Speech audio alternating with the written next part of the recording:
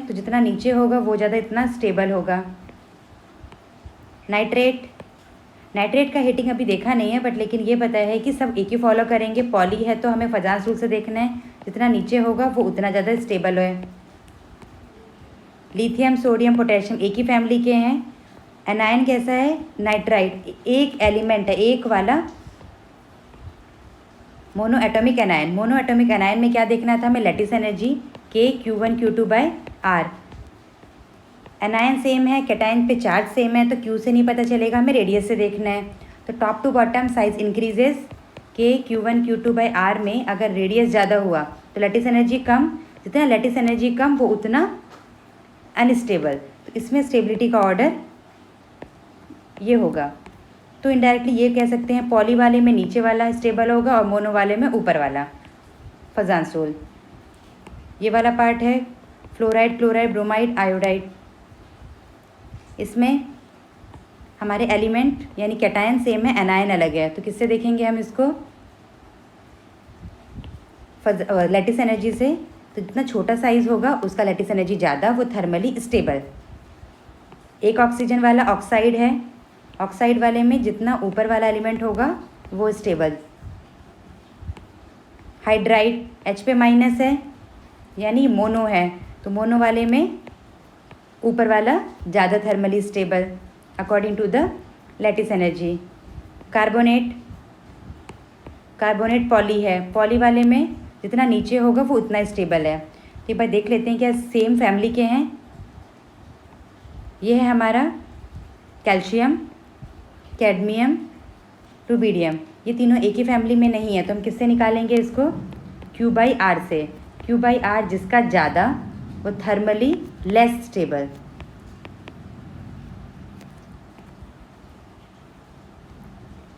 Rubidium alkali metal का है, तो इसके ऊपर क्या होगा? +1, इन सब पे है +2। +2 में ये वाले पार्ट पे क्या हो जाएगा? कम चार्ज है, तो Q/R की वैल्यू लेस, तो ये होगा मोर स्टेबल।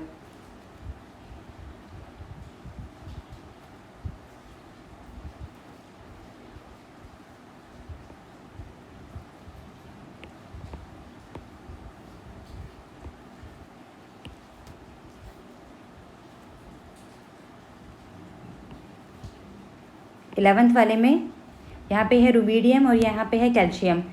पॉली एटॉमिक है, और पॉली एटॉमिक में क्या देखना था हमें? Q/R का रेशो। Q/R जितना ज़्यादा थर्मली लेस स्टेबल। रुबिडियम पे होगा +1, कैल्शियम पे होगा +2। +1 और +2 में से +1 कम है, तो Q/R इसका क्या होगा? कम। कम मतलब ये ज़्यादा स्टेबल होगा। यह हमें याद भी है। तो ये क्या होते हैं? ये डिकम्पोज ही नहीं होते हैं। सोडियम, पोटेशियम, रुबिडियम, सीजियम, ये सब क्या होते हैं? डिकम्पोज नहीं होंगे, तो ये क्या होगा? ज़्यादा स्टेबल। नहीं तो हम Q/R से याद रख सकते हैं। एग्ज़ाम के टाइम पे इतना सारा याद नहीं रख सकते, तो एक याद रखेंगे। पॉली में Q/R का रेशो निकालना है। ये सब भी क्या हैं? एक ही फैमिली के हैं यहाँ तक, और ये सारे, ये है कार्बोनेट पॉली। तो Q/R जितना नीचे वाला एलिमेंट होगा थर्मली उतना ज़्यादा स्टेबल। नाइट्रेट के सॉल्ट को हीट करेंगे, तो नाइट्रेट वाले पार्ट में भी हमें 3 पार्ट में देखना है। सोडियम, पोटेशियम, रुबिडियम जो सीजियम है उनका क्या होगा? वो सारे एक ही फैमिली जैसे हैं। और फिर हापा वाले एक साथ देखना है। हापा वाले में क्या होगा? उनके सॉल्ट को हीट करेंगे तो फाइनली हमें क्या मिलेगा? मेटल। और बाकी सबका अलग रूल है। तो तीनों याद रखेंगे कि पहले नोटिस करेंगे किस पार्ट का दिया गया है। सोडियम वाले पार्ट में नाइट्रेट को हीट करने पे क्या मिलेगा हमें? नाइट्राइट, ये बनेगा नाइट्राइट, और O2 गैस रिलीज होगी। बाकी सबको हीट करने पे NO2 निकलेगा, NO2 मेटल ऑक्साइड।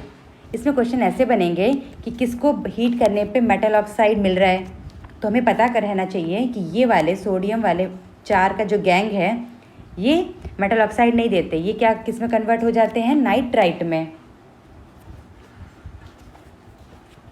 और O2 कौन सी गैस है? ये तो सब जानते हैं, पर इसमें जो MOT के अकॉर्डिंग ये पता होना चाहिए कि ये पैरामैग्नेटिक है। O2 का जब बॉन्ड बनाएंगे तो ऑक्सीजन के बीच में 2 बॉन्ड है, तो O2 का बॉन्ड ऑर्डर कितना है? Bond order 2। और ये कैसा होता है? ये होता है पैरामैग्नेटिक। कैसे पता? According to the molecular orbital theory. इस केस में मैग्नीशियम नाइट्रेट या इनमें से किसी को भी नाइट्रेट को हीट करेंगे तो वो मेटल का ऑक्साइड मिलेगा NO2 एंड O2। NO2 का कलर कैसा होता है? Reddish brown. Reddish brown. NO2 का स्ट्रक्चर भी हमें पता होना चाहिए कैसा होगा। इस टाइप से एक वैलेंस इलेक्ट्रॉन है, एक इलेक्ट्रॉन अनबॉन्डेड है। इसमें काउंट करेंगे बॉन्ड बनने के बाद नाइट्रोजन के कितने इलेक्ट्रॉन्स हैं? 1 2 3 4, यहाँ पे 5 6, एक कोऑर्डिनेट बॉन्ड, एक इलेक्ट्रॉन। 7 इलेक्ट्रॉन स्पीसीज़ है, ऑड नंबर है तो इसे क्या बोलेंगे? ऑड स्पीसीज़ या ऑड इलेक्ट्रॉन स्पीसीज़। एक इलेक्ट्रॉन इसके पास बचा है यहाँ पे जो पेयर्ड नहीं है, इस वजह से इसका भी नेचर क्या है? पैरामैग्नेटिक। इसमें जो दो गैस निकल रही है दोनों कैसा है? पैरामैग्नेटिक। एक तो हमें स्ट्रक्चर से पता चल गया, जो O2 है वो कैसे पता चला हमें? MOT से। हापा को हीट करने पे NO2 O2 मिलेगा।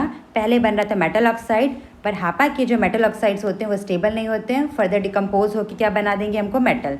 तो ध्यान रखना है ये तीनों के प्रॉपर्टीज़ पे। NaNO3 को और अगर फर्दर हीट किया तो क्या मिलेगा हमें? फर्दर हीट करने पे ऑक्साइड प्लस N2। हीट करने पे कौन सी गैस रिलीज हो जाएगी? यहाँ पे N2 और ये वाला पार्ट है ऑक्सीजन। इन सब में NO2 मिलेगा, इसको हीट करने पे N2 और फर्दर हीट करने पे। पर रेयरली क्वेश्चन पूछा जाएगा कि फर्दर हीट है, डायरेक्टली आपको ये याद रखना है नाइट्रेट को हीट करने पे क्या मिला? नाइट्राइट। रेयर केस में अगर फर्दर हीट कर दिया है तो वहाँ पे N2 गैस रिलीज होगी। Heating lithium nitrate. लिथियम उन 4 की गैंग में नहीं आता है, क्या बनाएगा? Lithium oxide plus NO2 and O2। Reaction balance नहीं कर रहे, सिर्फ मेन प्रोडक्ट लिख रहे हैं। सोडियम ये आएगा नाइट्राइट O2। सीजियम भी उसी फैमिली का है, ये 4 वाला, तो क्या होगा यहाँ पे? Caesium NO2 plus O2। गोल्ड हापा, finally we will get metal NO2 and O2। Clear? Next लेते हैं हम लोग अमोनियम सॉल्ट। अमोनियम मतलब यहाँ से अमोनिया उसके साथ जुड़ा हुआ है, NH4 NO2।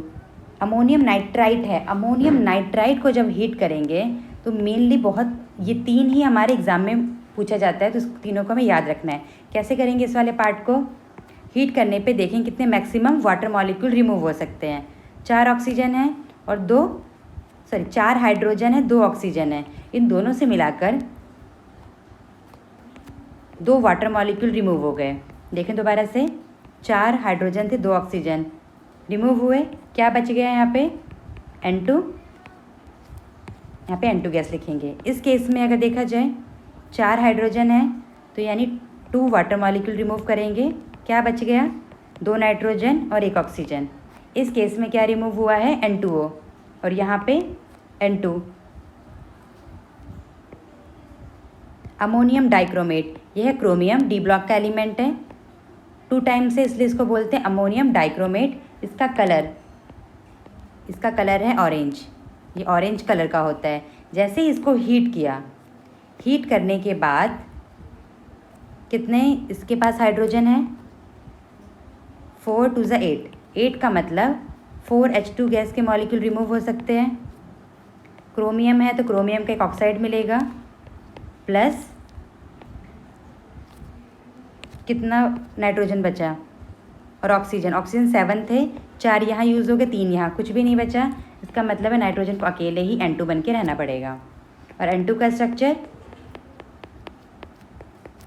कितने बॉन्ड बना रखे हैं इसने? 3। तो N2 का बॉन्ड ऑर्डर कितना होगा? 3 अकॉर्डिंग टू द MOT, और स्ट्रक्चर से भी दिख रहा है। ये है डायमैग्नेटिक, स्टेबल है ये।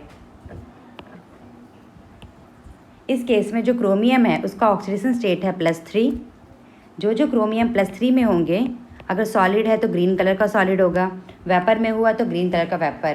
तो याद रखना है क्रोमियम का कौन सा ऑक्सीडेशन स्टेट कौन सा ग्रीन कलर का होता है? वो है +3, ग्रीन कलर का है। क्वेश्चन आया, इसको हीट करने पे कोई भी कंपाउंड लिया, हीट करने पे ग्रीन कलर का सॉलिड मिल रहा है और वहाँ पे कहीं पे क्रोमियम है, तो क्या याद आ जाना चाहिए, वो किसका होगा, Cr+3 का। डाइक्रोमेट ऑरेंज, डाइक्रोमेट में क्रोमियम का ऑक्सीडेशन स्टेट कितना है, +6 और यहाँ पे +3। आगे बढ़ते हैं, एक नया लेते हैं KMnO4। KMnO4 है पर्पल कलर का, इसका कलर बहुत डार्क पर्पल होता है। इसको हीट करने पे ये कन्वर्ट होगा K2MnO4 एंड MnO2O2। इसका कलर है ग्रीन, MnO2 ब्लैक और O2 कलरलेस। यहाँ पे हम अमोनियम सॉल्ट देख रहे हैं, और भी हाईलाइट के सॉल्ट वो नेक्स्ट क्लास में बहुत सारे देखेंगे, पर इंपॉर्टेंट जो एग्ज़ाम पॉइंट ऑफ व्यू से मोस्टली पूछे जाते हैं, पहले वो वाले कर लेते हैं, बाद में बाकी सब चेक करेंगे। बेरियम एजाइड, बेरियम एजाइड को जब हीट करते हैं तो यहाँ पे देखो नाइट्रोजन है, नाइट्रोजन ऑक्साइड बन नहीं सकता, वाटर मॉलिक्यूल नहीं रिमूव हो सकता, ना ही हाइड्रोजन ना ही ऑक्सीजन है। कितने नाइट्रोजन है, 6, तो इसका मतलब है कि N2 निकलेगा 3 टाइम्स और बेरियम अकेला बचा। इस प्रोसेस से जो नाइट्रोजन मिलता है प्योरेस्ट फॉर्म का मिलता है, यील्ड भी बहुत ज़्यादा होती है। बेरियम नाइट्राइड से मिलेगा बेरियम एंड N2 गैस। कुछ जनरल नॉलेज, फिलोसोफर वूल किसको कहा जाता है, ZnO को। तो क्वेश्चन सॉल्व करते हैं। कैलामाइन एक और है, उसको हीट किया तो एक कंपाउंड बना। देखो ये वाला पार्ट है आएगा मेटलर्जी में, पर हीट करने के बाद जो बनेंगे वो सारा पार्ट हीटिंग इफेक्ट से भी है, इसीलिए हीटिंग इफेक्ट को जो पढ़ा जाता है अलग से, तो उसको अच्छे से देखना है। कैलामाइन है ZnCO3।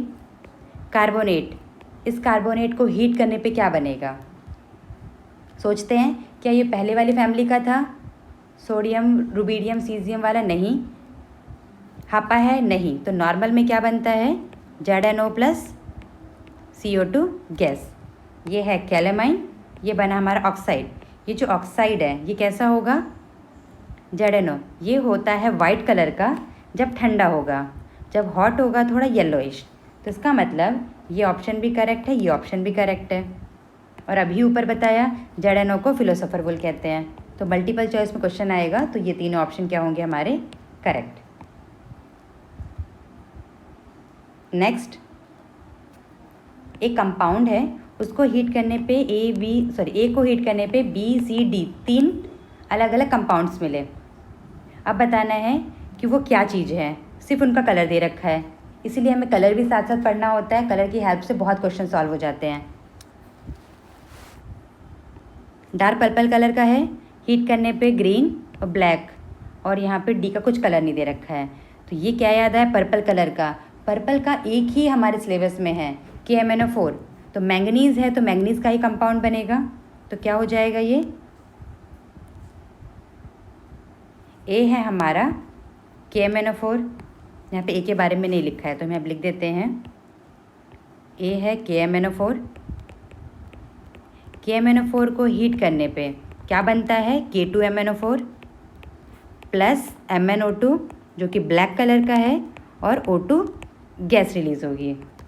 ये एडवांस लेवल का क्वेश्चन है, तो हमें सबके बारे में पता होना चाहिए। एक भी ऑप्शन गया तो हमारा बाकी जो ऑप्शंस किए थे वो भी मेहनत पानी में गई। पानी में क्या नेगेटिव हुआ तो कीचड़ में गई। तो ये क्या हुआ, ए है KMnO4, बी क्या है K2MnO4 जिसका कलर होगा green, compound C MnO2 black colour, compound D O2।